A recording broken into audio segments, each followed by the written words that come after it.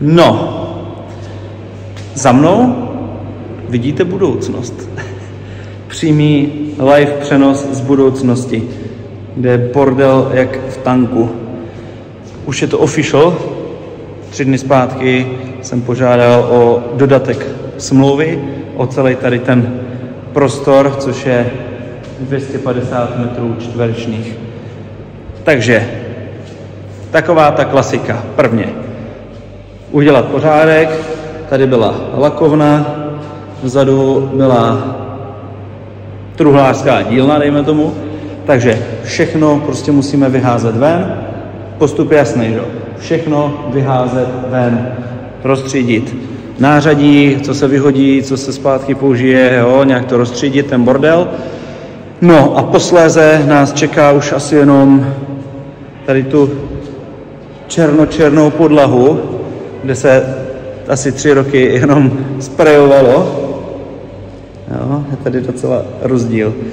Takže se to bude muset všecko několikrát vysát, zamést, asi tak 58krát vytřít, aby ta podlaha byla tak nějak v cajku, a potom začneme postupně sádrovat stropy, všecko, co je tady popraskaný. Potom se to bude muset taky vymalovat, ještě předtím asi bude muset pořešit ty hnusný světla, to asi tady ty malý ufa, to půjde asi taky všecko pryč. Takže všechno se to překope, úplně všecko. Úplně všecko.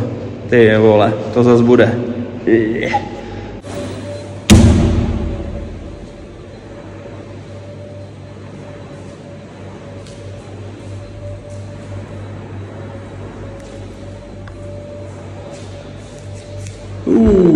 No. Let's get this shit done.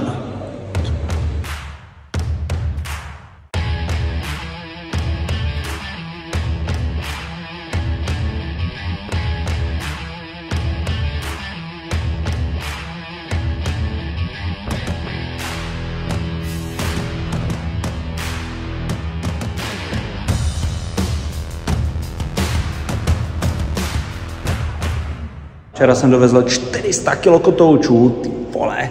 Takže ještě z toho naposled, doufejme, uděláme lakovnu. Takže si tady nachystáme pěkně plachtu, na to si nachystáme takovou vychytávku, to ti ukážu.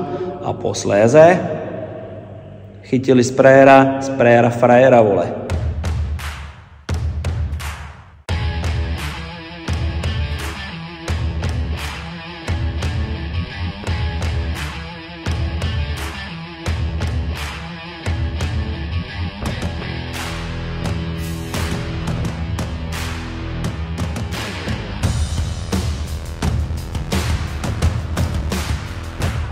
No, máme tady další radu do života. Když bys potřeboval sprejovat kotouče, tak samozřejmě nějakou plachtu pod to, jinak dopadneš asi takhle. A nevyhazovat, kdo třeba víc jako sprejuje. My tady hodně používáme tady ten sprej na výfuky. Jo, to je taková ta matná černá, hodně vydrží, neleskne se. Jo, v Tesku. Teď bych kecal 150 třeba. Jo, hele, nevyhazovat ty vršky, ty krásně použiješ pod ty kotouče, jo? Nebo pod cokoliv, abys to měl trošku vyvýšený, abys mohl vzít pěkně, jo? A jakoby tu hranu, potom to otočíš, zajedeš. Jo? Mnohem jednodušší manipulace, nemusíš pak hledat milion blbostí, máš to pěkně u toho spreju.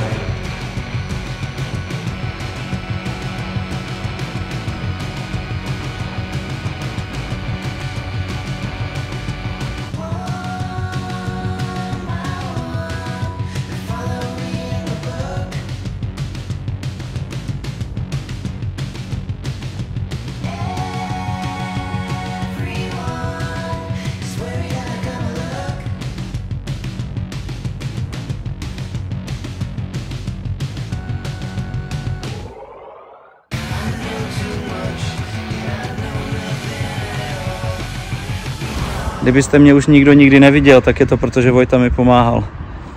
Bude mít největší životní achievement, bude mít banner vedle banneru na bordel. Kdo jste víc? Co jste spravili pre slovenský rap? Vojto, co si ty spravil pre slovenský rap? Všetko. Tak to Vojto, pojď, biceps a jdeme na to. Biceps a jdeme na to.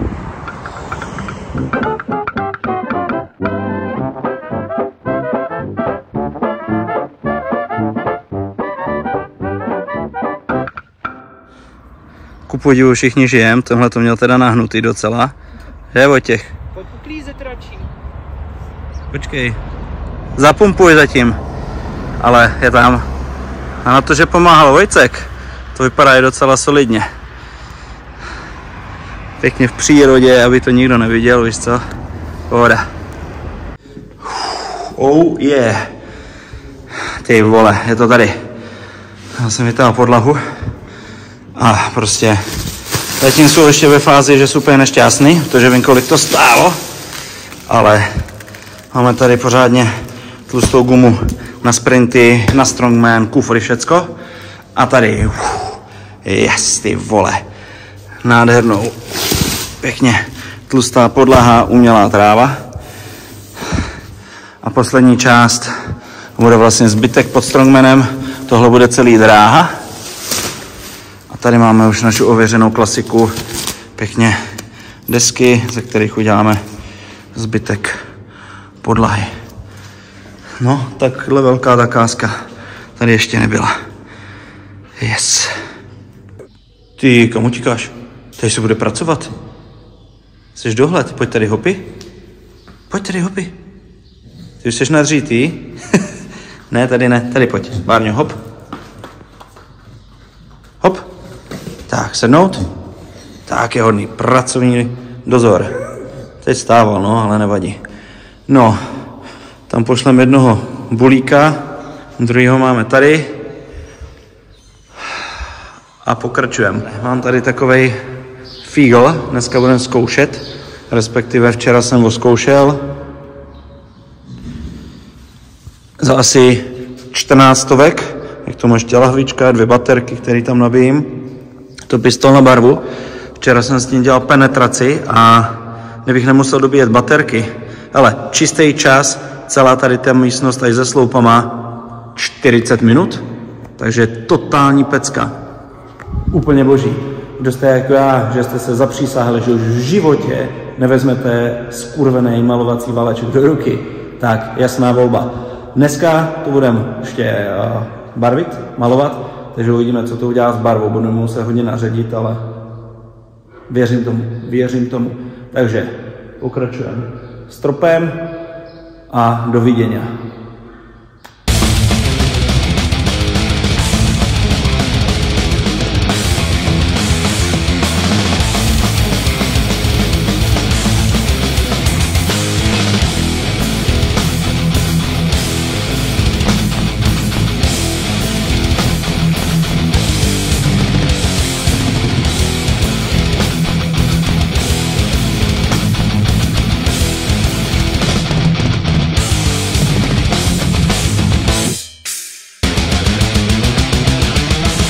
A jedeme dál.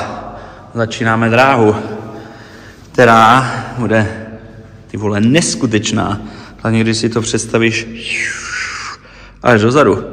Mazec. Takový malý tip, pokud máš takovýhle kachle nebo prostě nějakou tlustší podlahu, nechce se ti to lepit, ona bývá jako těžká, jo, že úplně nejezdí. Ale pokud máš třeba hladký povrch, nebo prostě jiný problém, nebo to chceš jenom osichrovat, tak abys to nemusel lepit, existuje tady tesařská, ty vole, styčná destička nebo něco takového. Je to destička, která má hroty, jo. Tu hodíš takhle na půlku pod 2. Hodíš půlku gumovým kladivem, pořádně to zajebeš, zaklepeš a zůstanu u sebe. Nemusíš to lepit, jo. Já budu dělat takhle vlastně celý kraj, aby to bylo pěkně spojený. Jo, aby ten kraj držel, tam to bude navalený na zeď a celá ta váha se pěkně rozepře. Jo, takže opět malý tip. No, a já jdu zase makat teda, vole.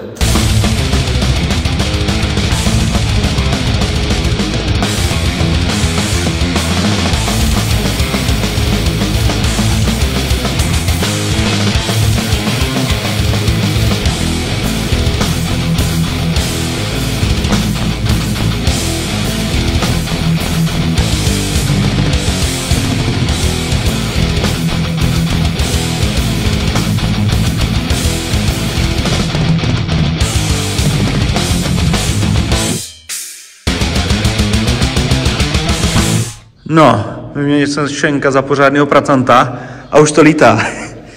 Ty vole. Boxárna poskládaná.